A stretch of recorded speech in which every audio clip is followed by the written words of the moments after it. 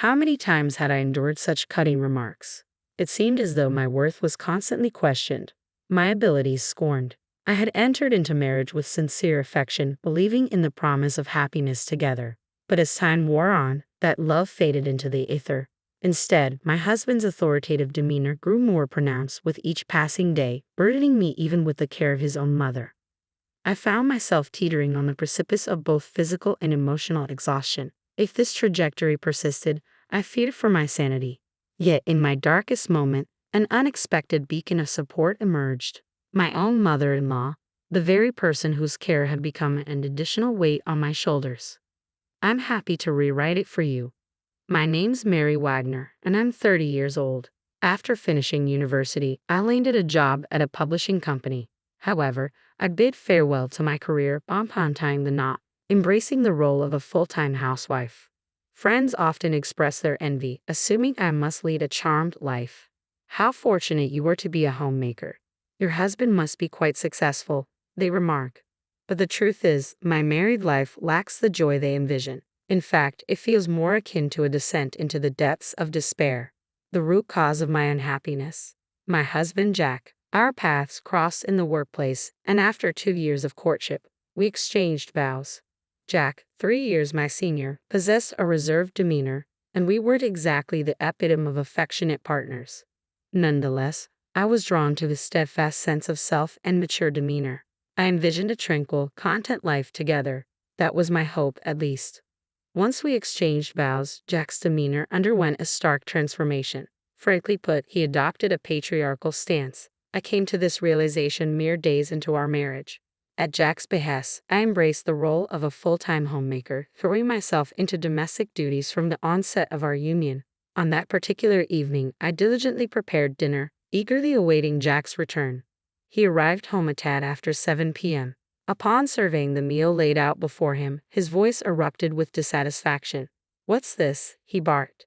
"It's a casserole with salad and a side of soup," I responded hesitantly.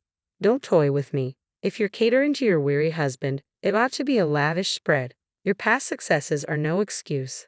How can you falter at such basic tasks? You're utterly incompetent as a woman. Utterly."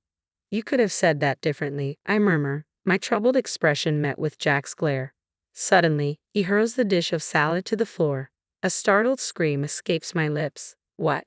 It's because you, as my wife, can't even manage the basics, isn't it?" Jack interjects sharply. I made my expectations clear. There's no need to disrespect the food like that. Shut up. Instead of making excuses, use that deficient brain of yours to consider how to better fulfill your role as my wife, you fool. It's the first time I've been called that. Sure, I've faced reprimands from my parents, arguments with my brother and friends, but never have I been subjected to such cruelty, especially from the man I love. It's only been a few days since our wedding. I never imagined he would react so harshly over a dinner choice.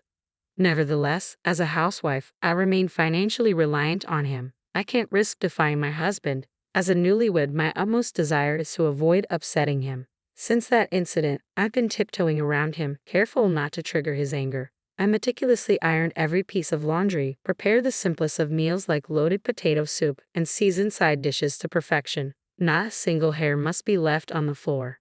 Under this constant pressure, my nerves fray. Yet his patriarchal control only tightens. "There's a crease in this shirt sleeve. Can't you see?" he berates. "I am sorry. I'll iron it right away," I stammer.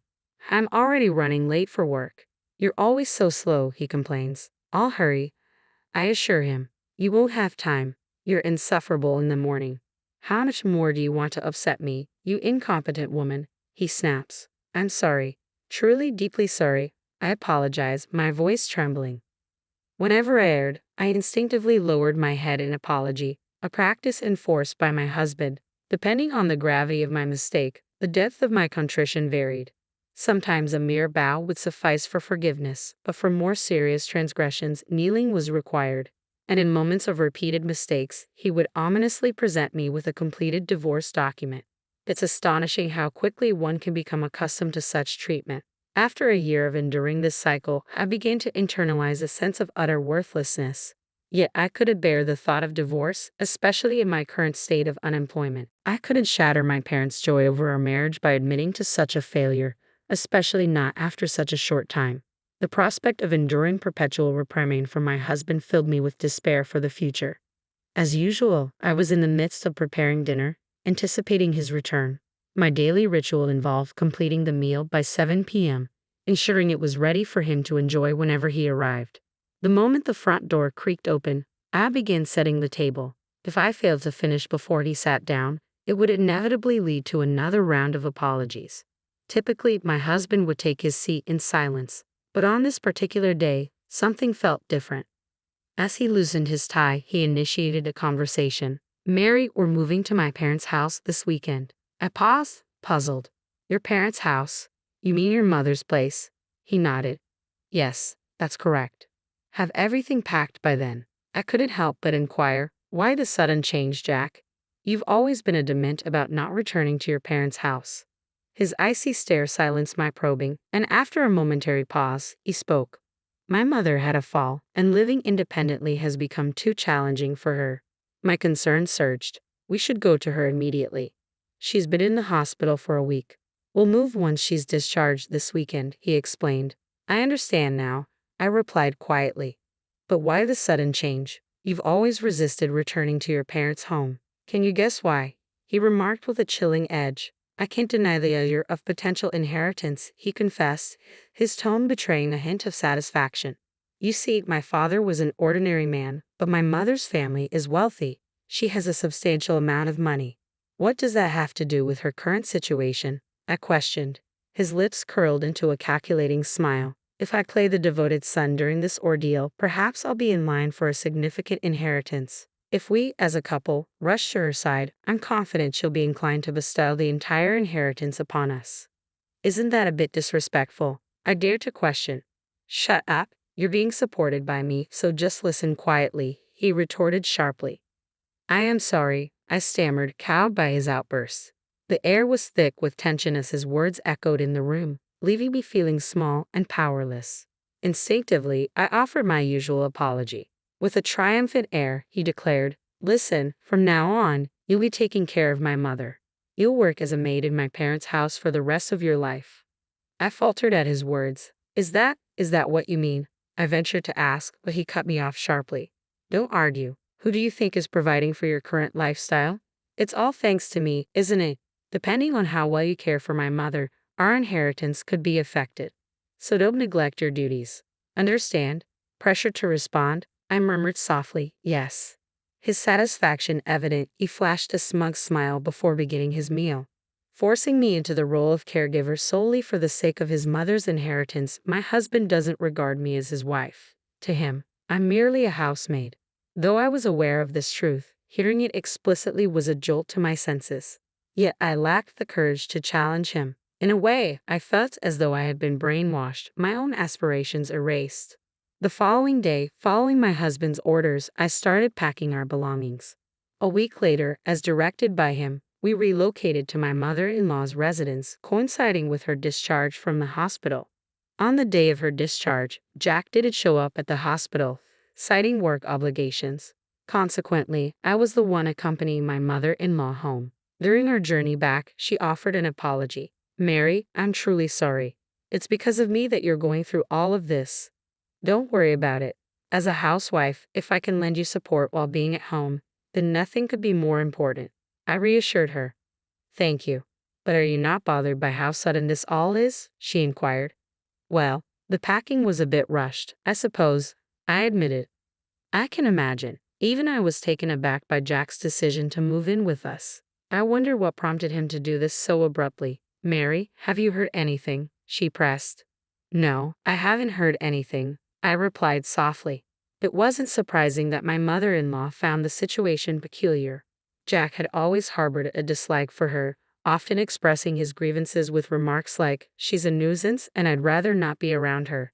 Yet he swiftly moved in with her upon her hospitalization, driven by the prospect of her inheritance.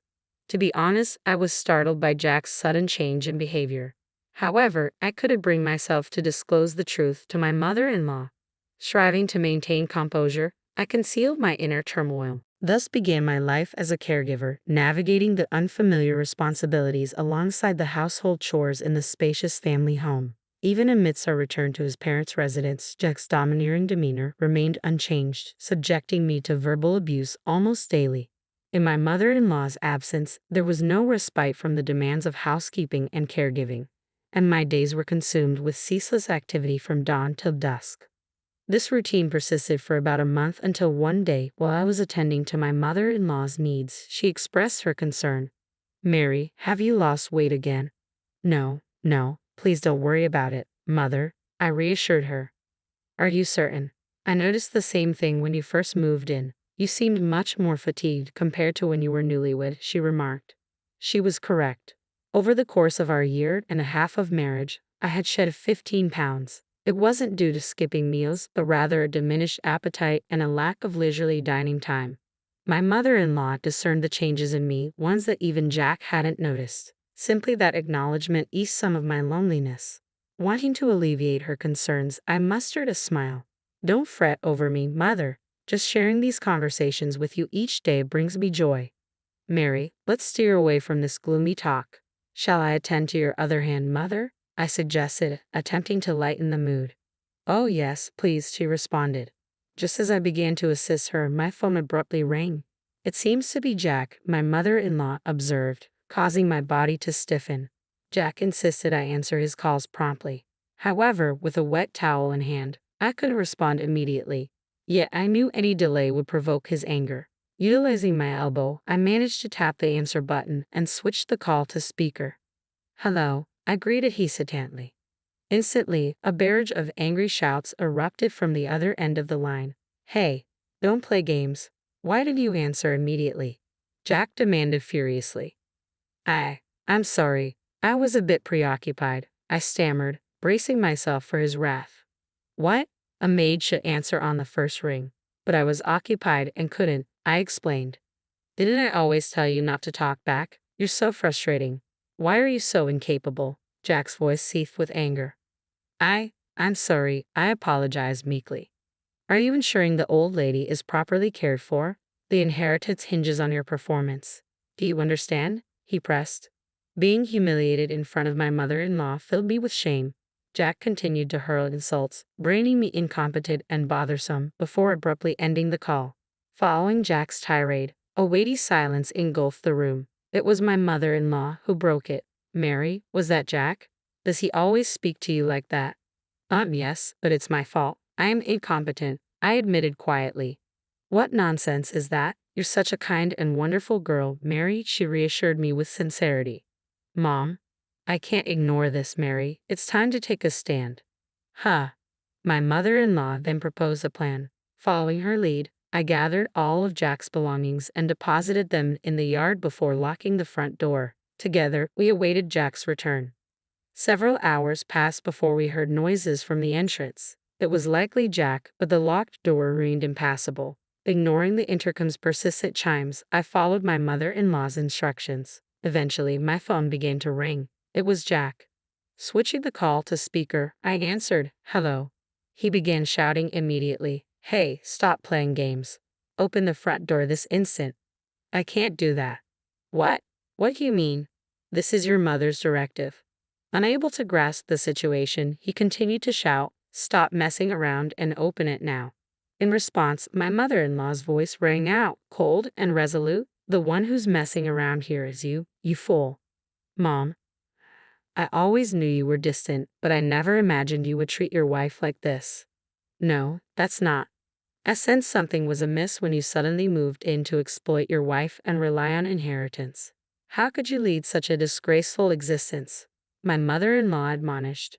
"No, that's not true," Jack protested.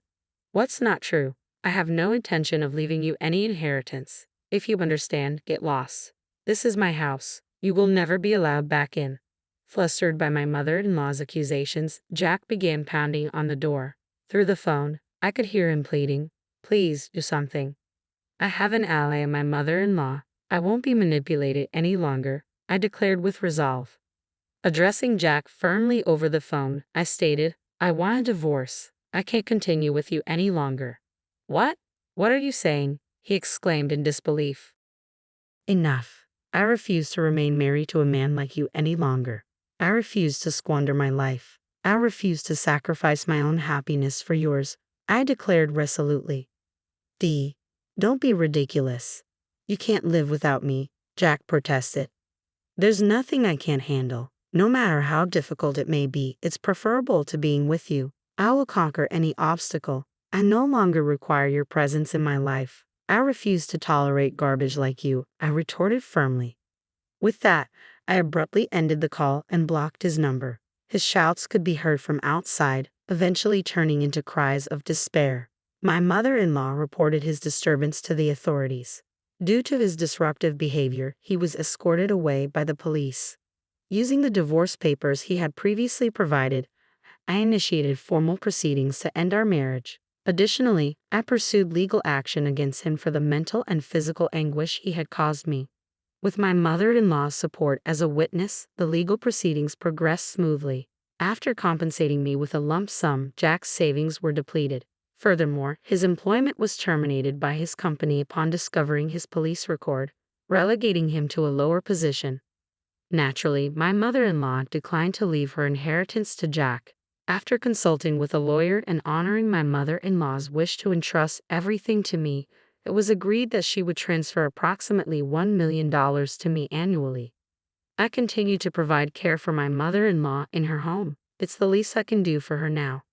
Mary, I'm deeply sorry for always burdening you. Even after divorcing Jack, you're still here caring for me. Why do you say that, Mom?